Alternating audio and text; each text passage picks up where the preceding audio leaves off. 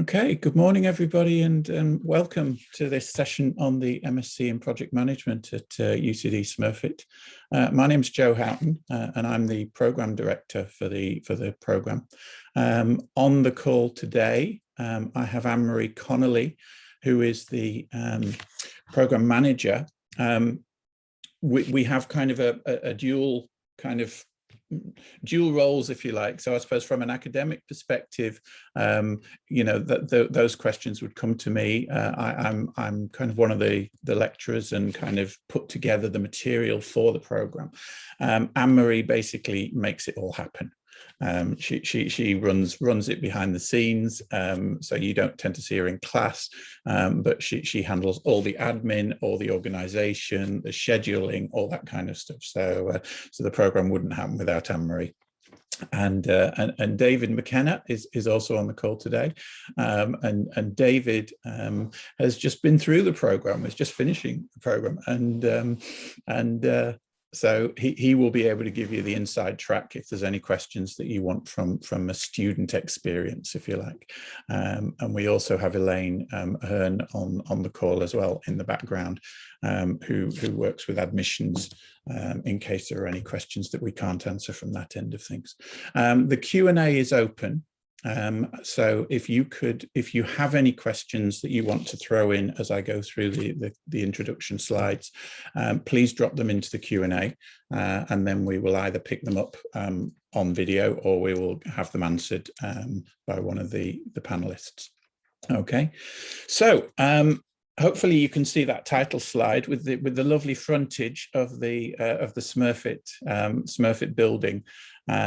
And it really is a jewel. I mean, it's one of the reasons I first came to Smurfit was the campus is amazing, and we are so looking forward to getting back to the campus. You know, we've had almost a year out now with COVID, but the plans are afoot, and I believe that. I think Simon Harris is announcing today, is he not, Elaine, the kind of return to campus plans for the government. So we're very much looking forward to seeing students back in our halls and classrooms in September. So let me just kind of give you a little introduction. Why project management? Why the MSc in project management? Because, you know, Smurfit is one of the top business schools in the world. Fantastic faculty, fantastic campus, but you've got a lot of different programs to choose from. So why would you choose project management as opposed to any of the other ones? The first thing is it's a really in-demand skill set, and project management applies to pretty much any business that you want to go into. So our graduates go into, as well as actual project management companies, our graduates go into all kinds of different companies, from consulting to banking to media, all the big IT companies, you know, the Facebooks and the Googles and all of those, Intel, people like that. So because learning about project management is learning about how to get things done, and things are done in business these days through projects. So it's a door opener as a master's program. It's very much about people. A lot of people look at project management, and if you don't know an awful lot about project management, you might be thinking, oh, it's very technical. It's all about kind of software and Gantt charts and CPM and all these horrible technical terms. There's virtually no math in the program at all. It's very much about behaviors. It's about getting people to work together. It's about effective communication. It's about organization of your time and other people's time, and bringing people together to achieve goals. So that's what you will leave Smurfit able to do. We will put you into teams each semester, and roughly half the work in the program, in common with most of the other master's programs at Smurfit, is done in teams. So previously, your education may much have been kind of focused on individual performance and individual assignments. Half of your performance will be graded that way in this program.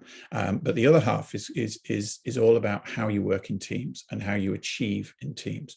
And David can talk to that in a little while, because he's been through that, and has experienced that.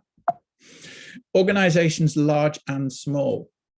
So we use case studies, we use exemplars from many different organizations. We also will connect you with organizations. So in the second semester, you'll do a business planning assignment. And this year we had 8 or 9 companies who came in, and the student teams chose which companies they wanted to work with, and then went off and for the 14 weeks of the semester did an assignment with that company. And it was a real assignment. It was a business planning kind of feasibility analysis assignment, which gave the company valuable insights into how to attack a new market or expand a product line or do something real. Okay. Because it's no good just learning these skills. You've got to be able to use these skills. So during the program, you actually both learn the theory, but then you put it into practice with companies. And in the third semester, you will be doing a charity project. So again, in your teams, you will connect with a charity. You will run a fundraiser or an awareness raising kind of campaign, and you will apply all the project management stuff to that. Okay, so that's where we're going with this stuff. Question in the Q&A there about not having any prior experience in project management. Great question. You don't need any.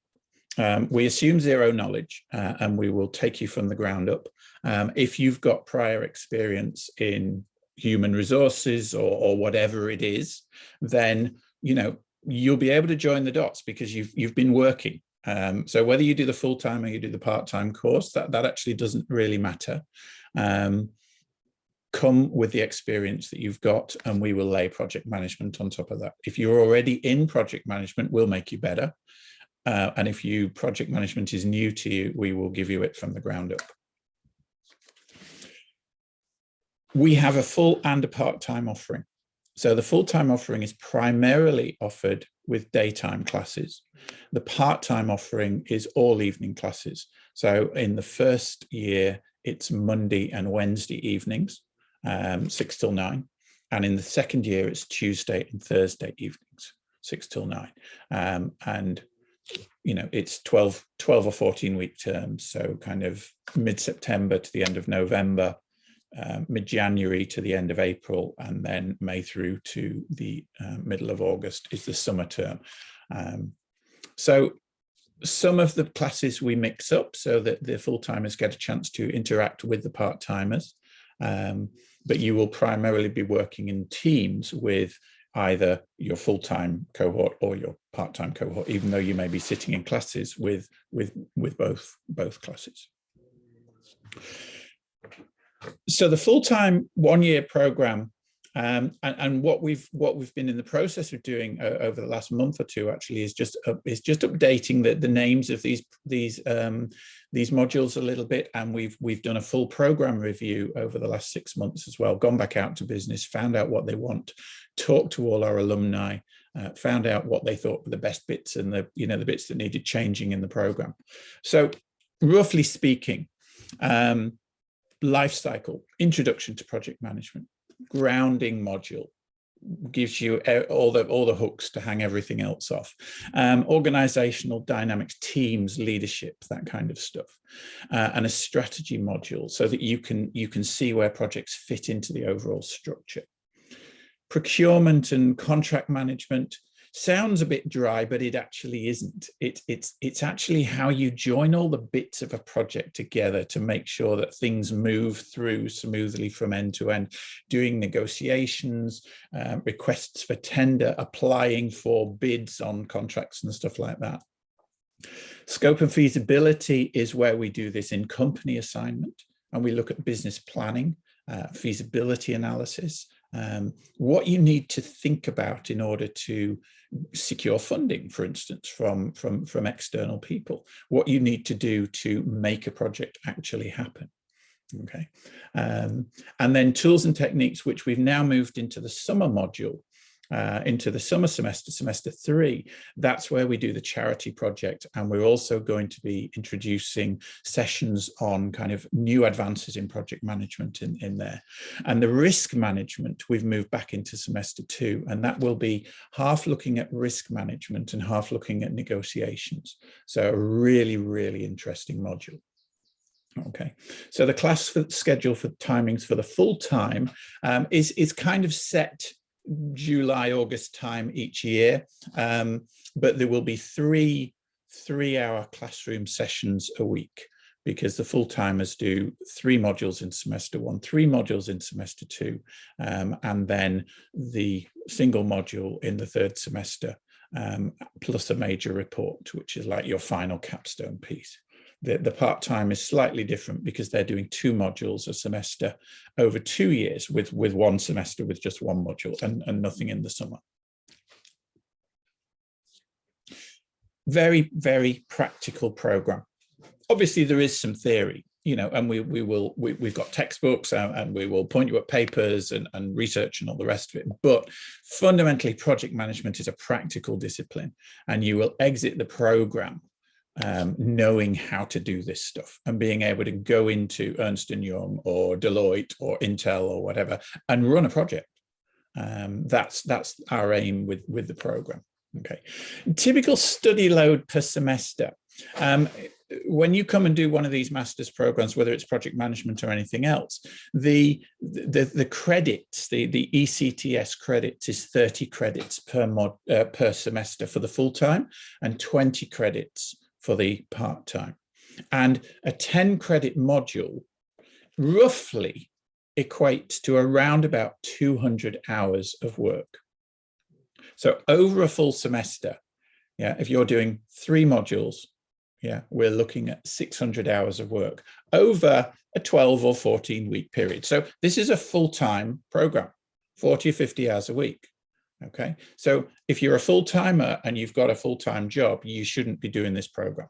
You can hold down a short hours part-time job and do the program, but you can't do a full-time job. Okay, the part-timers is 20 credits over the semester. But what we find with the part-time program is that the skills that you learn in the program, you translate straight into work. I always say at the beginning of the program to the part-timers that virtually nobody will finish the program in the same job that they're in, because everybody either gets promoted or moves to a new role in a new company, because they've just upped their game to a dramatic extent through the program. So it really is going to be, it's going to be a transformative experience. Anne-Marie, do you want to jump in for a second and answer the question, or have you done it on the text? You've done it on the text, that's fine, no problem. It's not all about business.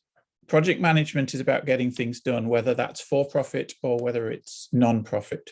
So we have strong links in the program into the non-profit sector as well. And you will be doing at least 1 major assignment with non-profits. And again, this is very often seen as almost one of the highlights of the program from the alumni that I talk to, you know, as they've gone through the program and exited it. It'd be interesting to see what David is going to say about that. You don't have to have prior experience in project management, Himanshu. It's not going to impact you while getting a job, because you'll be coming out of Smurfit with a master's in project management. So that is, you know, employers come into Smurfit to get you. You do have to apply out there as well. But as a graduate of Smurfit, you're going to be in demand. If you come and do this program, you also become a graduate member of the Institute of Management Consultants and Advisors, because there's a lot of crossover in terms of the skill sets.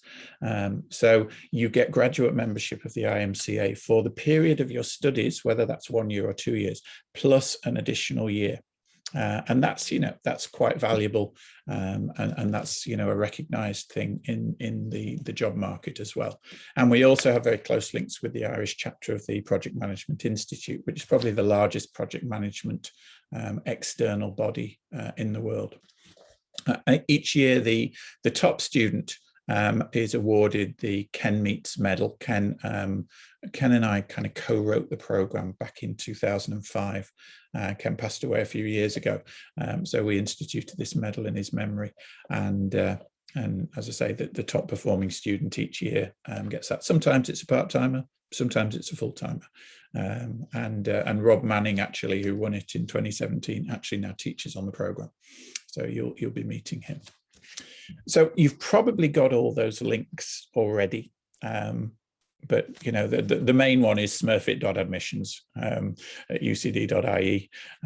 If you go to the admissions team, even if they can't organise an answer, they'll push it through to Anne Marie or myself. So there we go. That's it. So the jobs that graduates can go to from this program are across almost any industry.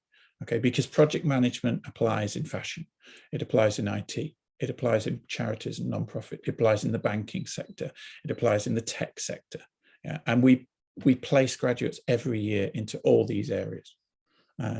So you are opening a lot more doors than perhaps if you went with a more niche program. So there we are. Yeah, healthcare. Tara's coming from a healthcare background who want to move into the private sector. And we've had a lot of people through the program over the last few years with a healthcare background. Perhaps nurses who want to go into management, for instance, something like that. So yeah, that's definitely a career switch pathway, Tara. No problem. David, I don't know whether you can come on camera. Yep. Tell us about the program. Tell us from a student perspective how you found the program and how it has changed you. Did we rewire your head? A little bit, all right, especially towards the end of the trimesters. But look, it was a very enjoyable year. We were, of course, online for the whole year, but hopefully you'll be all back in campus for this coming September. But there's a lot of new things I thought that we learned as well. The projects were very practical, like creating the website, was very enjoyable. And we also did the charity project, which is brilliant, and I think it looks great on CVs as well on LinkedIn that you're working with charity. I just started a job there recently, and like they give us 2 days for charity work leave. So charities seem to be quite, it's very important to organizations. So it looks very good, and it kind of stands out on the CV as well. It was a topic that I brought up in my interview as well. Also for working with the company, as you mentioned, Joe, that was very interesting. I know my team worked with a fintech company, so it was great working with a startup company and see how they're kind of ramping up and gaining new clients, and we got a great insight into the kind of the fintech world as well. And their products in now with the Bank of Ireland and Revolut and stuff. So you were actually working on something. I think were you the team that instituted the quality management system for them? You did the ISO 27. Yeah. So we helped them implement their quality system, which they need to get clients as well. Without it, they simply, clients won't sign up with them, to make sure that their data is being protected and all of that. So it was great. Like, we worked with them over, I think, a couple of months, and we got to know them quite well, and they were very friendly, and just gave us great insight. And the great thing with it, actually, we got to work with a project manager. They recently hired a project manager, so it was great to actually work with someone who's qualified as project manager in his previous role, and he helped us out with the project a lot as well. So that was brilliant as well. But there's there's a lot of kind of team assignments which are great. Some people, I find, are afraid of team assignments, but they're not. They're great. And I think in a lot of jobs you're working within a team anyway. I know in my role, like, there's a team of 15 or 20 of us. So, a lot of companies now are very team orientated. So it's brilliant to work in teams as well and get assignments done and splitting workload and that. It is quite important. What was it like working with people, perhaps, from different backgrounds and nationalities? Because Smurfit's a pretty global business school. And was that one of your first kind of exposures to multinational teams? And yeah, there was there was a couple of students from India in a team, so that was good. Like, we all got along. We all set out our charters and that. that it's, you know, it's great exposure to different nationalities if you've never worked with different people and teams and that, you know, we all have our own little quirks when we're in teams and all that. So, you know, and, you know, if you go into multinational organization, it's going to stand to you as well, and that you have that experience as well. So no, it was very interesting, very enjoyable year as well. That we had. But the assignments were very good. A lot of them are probably very different to what you'd normally do in your undergraduates, you know, and, you know, you can come from any undergraduate degree. It doesn't have to be business. Yeah, that's an important point to make, actually, that you know, we're one of the programs that is open to people from any background, whether you're humanities or social science or medicine or whatever it is. I mean, we've had Gardaí, we've had priests, we've had business graduates, we've had engineers. I mean, you name it, music students, the lot have come in. So yeah, definitely. And I think even this year there's going to be from arts and engineering as well. So there's no need to have a business background. You kind of start from the start, essentially, first, which is good as well. That's fantastic. Yeah, I don't know whether Anne-Marie's on camera at the moment. Oh yeah, there you are, Anne-Marie. Super. What would you say to people thinking about coming and doing the program from your perspective? Well, I think it's a fantastic program. As you say, like, we've had so many different students from different backgrounds, and they've all come through the program and, you know, had such a kind of an enriched experience, like, through all the different projects that they've worked on. And a big part of it as well, I think, is the charity projects that the students work on. They get an awful lot out of that. So, yeah, I think it's a really fantastic program to do, you know, and it's very challenging, but it's very rewarding as well at the end. I mean, you deal with a lot of the support issues around the practicalities of people, you know, coming to Ireland, being away from home for the first time and all that kind of stuff. What would you say to students about that kind of stuff if they're worried about that or figuring all that out? Yeah, so like we have lots of supports in the school for students. So we have like an international liaison officer who helps all of our students with kind of visa issues and accommodation issues. We also have like student advisors who are there to help all of our students, you know, our international and our domestic students who have any, you know, kind of troubles or worries or issues. And I mean, there's also then all the support staff as well in the office that we're there to help, you know, kind of guide and give advice and support as well throughout their journey on the program with us. Yeah. And I mean, you know, whether you sign up for a year or you sign up for 2 years, it's a big deal, isn't it? And I mean, you're throwing yourself into this massive undertaking that costs a lot of money and, you know, is going to take up a lot of your time and stuff like that. So we, you know, as an institution, we're very aware of that. We're very aware that people have lives and they're going on. And sometimes there will be changes. Okay, one of the things that you can do in our program, and I suspect in the other programs as well, but let's say you started full-time and for some reason you needed to switch into the part-time course and do it, say, over 2 years. We, you know, if we can do that, we will facilitate that. Okay, what we'd encourage people to do is finish out the semester that they're in, because then you've got those credits from those modules banked, if you like. But if you need to take a leave of absence because, you know, there's a family situation or something happens, this kind of stuff we've seen before and we can help you with and we can deal with. And obviously, you know, there's an ongoing kind of question around COVID and stuff. The plan is back in the classroom. Okay, the plan is that we will primarily be teaching and interacting in the classroom. Now that may change. There may, you know, the Delta variant may be worse than we think, and there may be online and offline and all the rest of it. We will be monitoring that carefully, and as you know, obviously the number one priority will be everybody's safety. So whether we're online or offline or a bit of both, you will still get a good experience. And I mean, David went through the full online. I think with David's class, I did the induction session in one of the big rooms, didn't I, in September? And that was the last time I saw you until the 5 kilometer lockdown was eased. But I suppose a tip that I would give to everybody is, if you're going to take this program, is to definitely, I suppose, hit the ground running. You know, start planning your workload fairly soon as well. I know you'll hear student syndrome probably 100 times when you start, but no, it's good to keep on top of your work as well. You know, and hit the assignments once you can start them is to start them as well, is another, I suppose, a tip that I'd give to any students, because it can get busy. And we do teach you to plan, don't we, David? Yes, it is a little bit part of project management. So yeah, there's a question just come up about average class size, and yeah, the average class size for the full-time tends to be around between 20 and 25 and 45, depending on the year and depending on the fluctuations, but 30-ish, something like that. And yeah, we plan to keep kind of classes down to those kinds of sizes.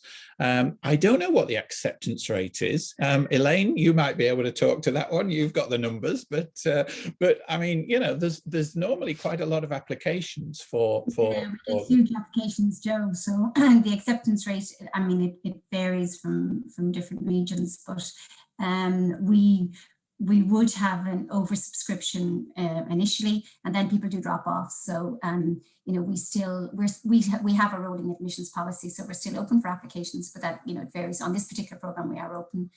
So absolutely, yeah.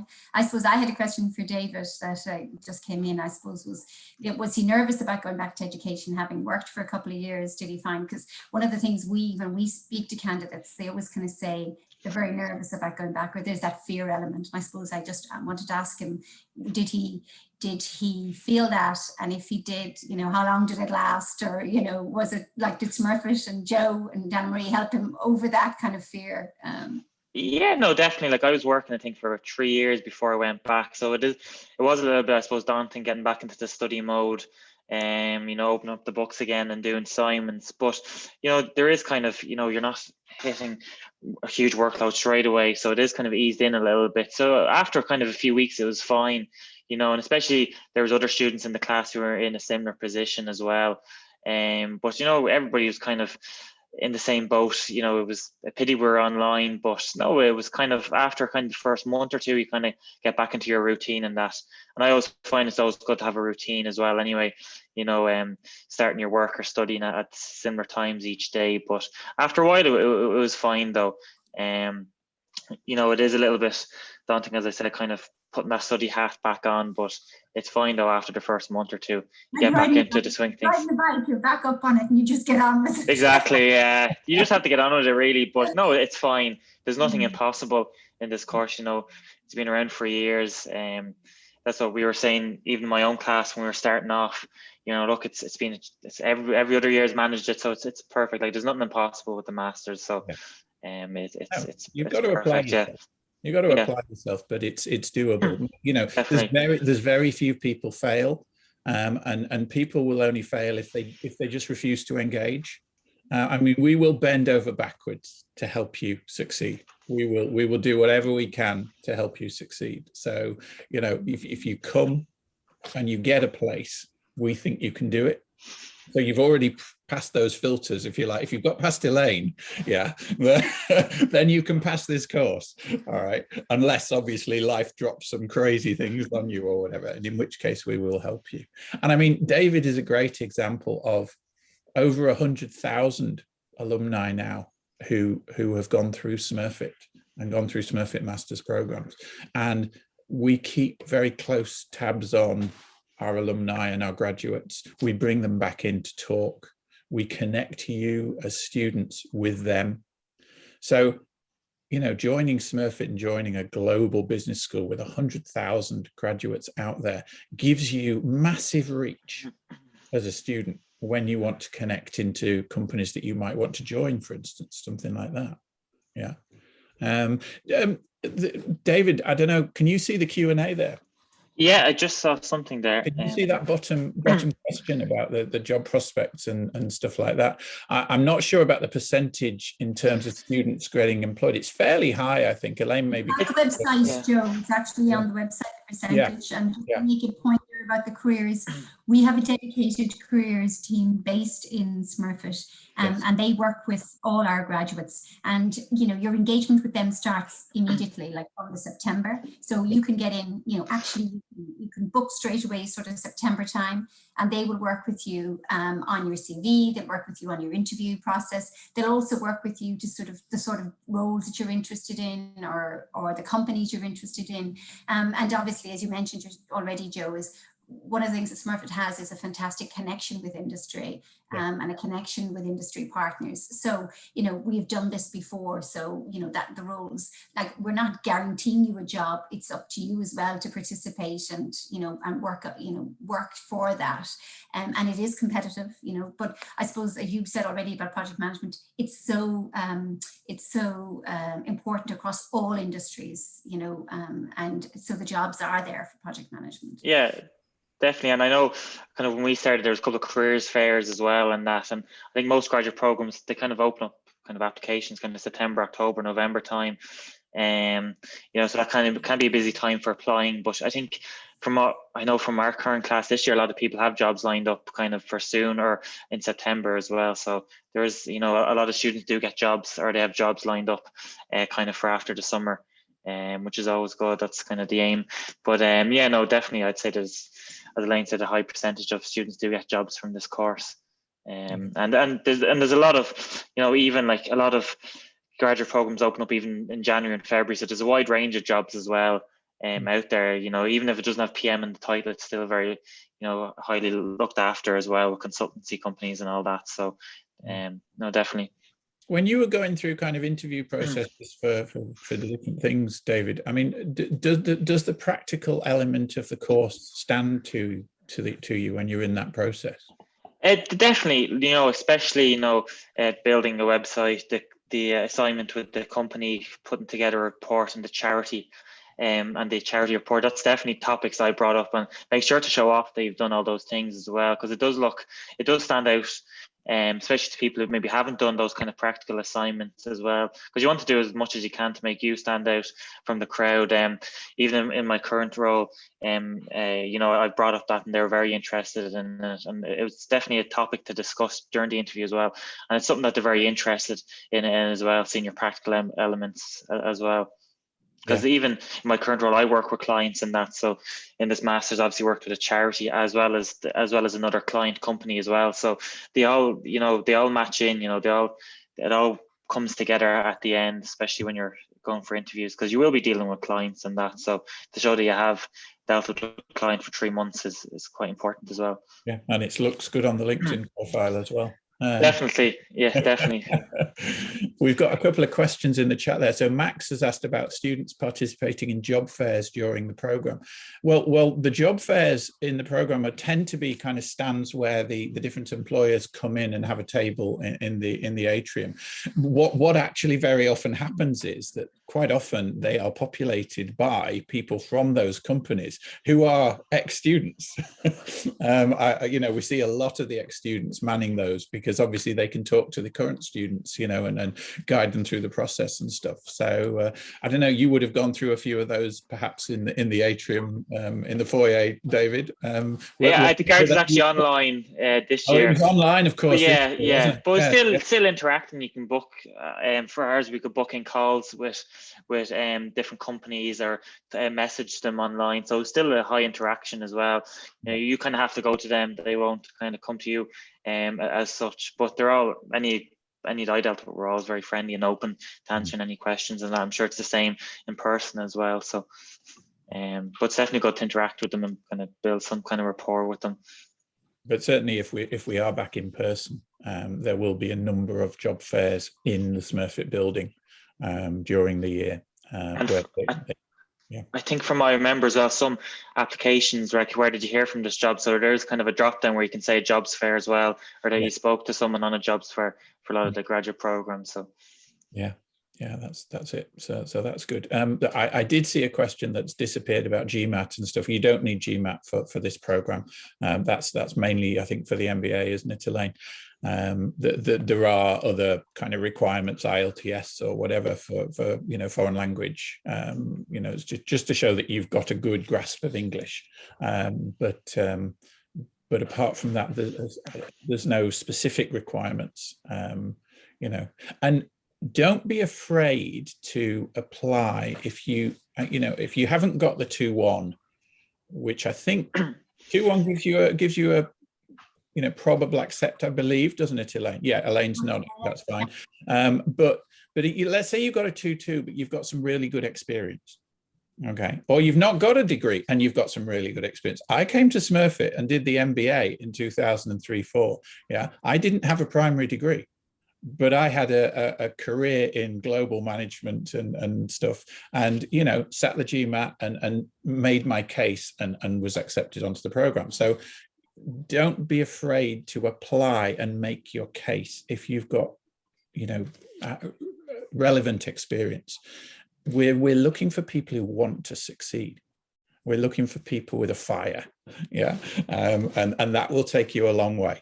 So the admissions team are fantastic, and they will talk to you. And there are processes for people with different life paths, if you like, to come in. And Elaine, do you want to just talk about the scholarships and stuff as well? Because I mean, Smurfit offers a number of scholarships and things. The scholarships are on the website. Yes. So yeah, you can apply for the scholarships, and there's a number of different scholarships, from sort of sports scholarships on the UCD website to specific projects, scholarships per regions, and there's scholarships per program. So they're all there. So when you do your application, you can apply for your scholarship at the same time. Unfortunately, the Aspire scholarship has closed because that's closed now. Yeah. In the year. But yeah, as you said, come and talk to us if you don't have a primary undergrad degree, and you do have a lot of experience, or you have got a 2-2, come and talk to us. And we try to take a more holistic view, and we're trying to work with you to get through this, rather than kind of, so yeah, we're completely open. And you've given the email there, Joe. I think a question did come up, Joe, about modules there. I think Anna-Marie wasn't there on the PDUs for the PMP. Oh yes, yeah, the PDUs question. Yes, the time that you put in on the masters counts. The PMI will accept that as PDU time. Yes.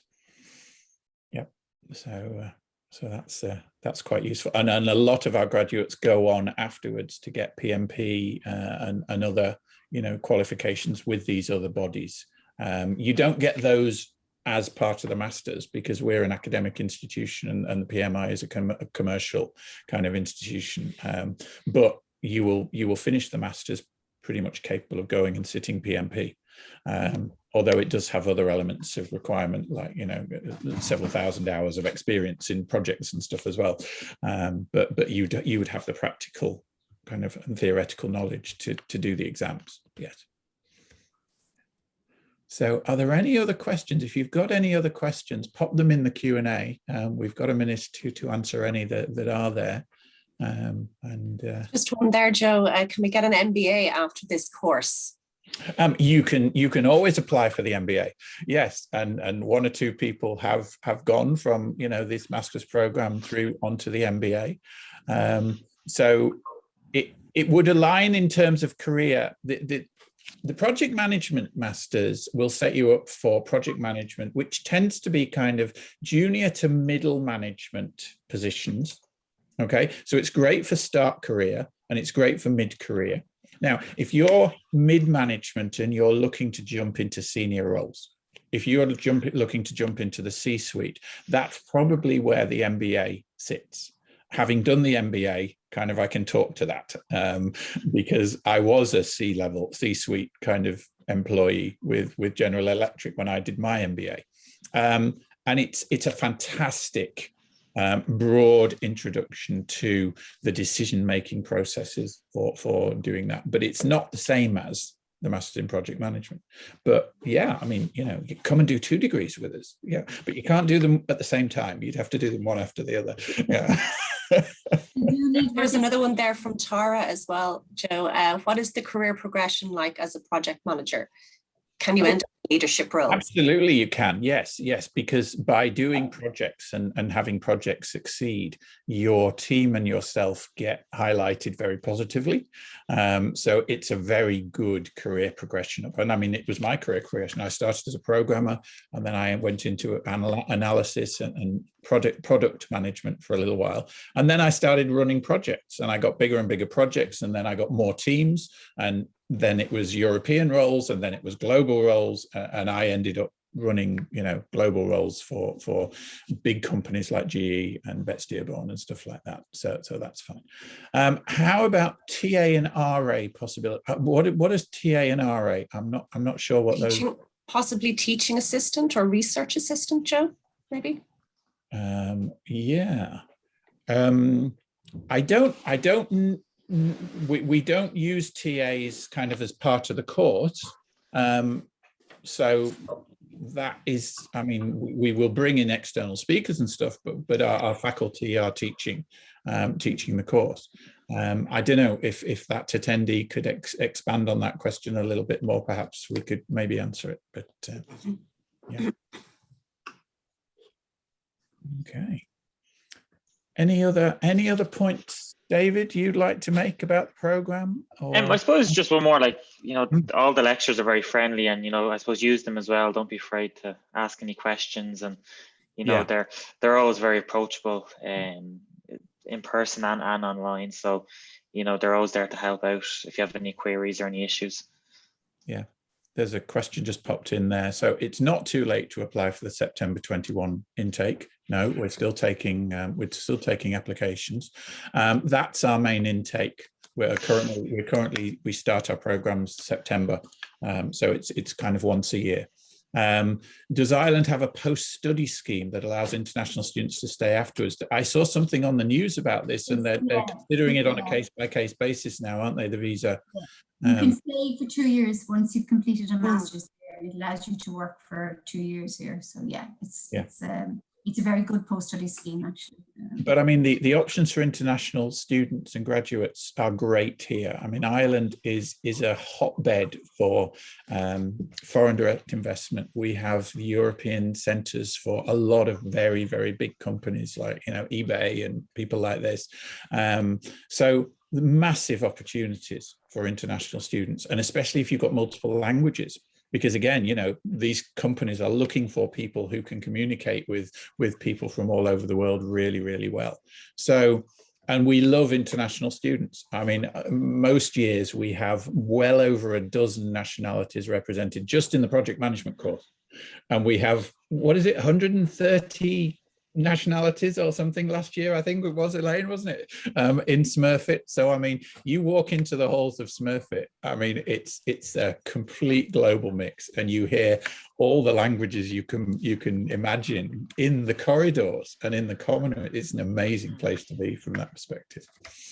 And of course, we have the intercultural program, which is Linda Yang's program, yeah, and I believe this year all of the students on the master's programs have access to the intercultural program, which is right.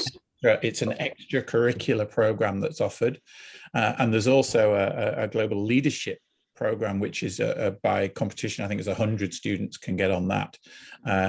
Fantastic.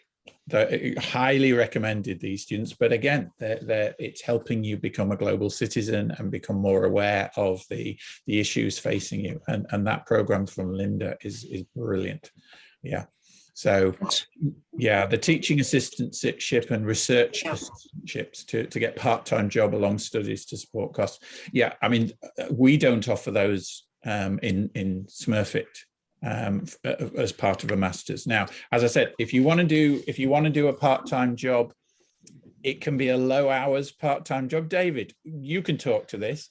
I mean, some of the students were running jobs, weren't they? A couple of them I didn't, but I know a couple of them did. They kind of did a few hours on the weekends, but I wouldn't be looking for much more than that. A few hours on the weekends or evenings on the weekends, because it can get busy, especially kind of towards the end of trimesters and that. But I'd say a few hours on the weekends should be fine, but anything more it'd be just too difficult, I'd say, to balance the workload. It's not just your individual workload, it's also working with teams, and you don't want to lay your teams down either as well. So yeah. And it is only a year, David, whereas a lot of our counterparts in both Europe and in the US would do 2 years masters. Yeah. So right. Kind of, it's quite a short time. Yes, September to August nearly, so it's even just under a year. So yeah. So and it's the middle of August as well. So and we finish off the year with the last semester with the major report, and the major report is like a mini thesis, but it can be on anything you like. So it could be a business plan, it could be an academic type, paper, it could be a process analysis or whatever. But again, what we encourage people to do is do something of interest to them that's linked to project management, but will also take them forward in their career. There's a clip from David Layden on the website, who did the program a few years ago, and he was an architect, and he came in and he wanted to move into sustainability and this kind of stuff, and he wrote his major report pitching that idea to, I think it was Ernst & Young, and then he got an interview with them. Yeah, and they took him on board to create a sustainability team. So you can make this stuff happen, with the program and with the pieces of work that we don't just set pieces of work to get a grade. We set pieces of work that will help you get a job and accelerate your career. So that's what the project management program will do. Okay, I think we're done. Anything else from any of the panelists? No, I'm not seeing any more. So I think we will draw it to a close there. So thank you everybody for coming on board, and again, talk to Smurfit Admissions and they will channel anything through to myself or Elaine or Anne-Marie as needed. And David and Elaine and Anne-Marie, thanks very much for your time today. It's been good. And if anybody wants to add me on LinkedIn, if you have any other questions outside of this, just feel free to drop me a message as well. And Paul is in the background, our IT wizard as well. So thanks, Paul, for helping out again today. You're welcome. Thanks, Joe. Well done. Okay, thank you, everybody. Thanks. Thanks. Bye.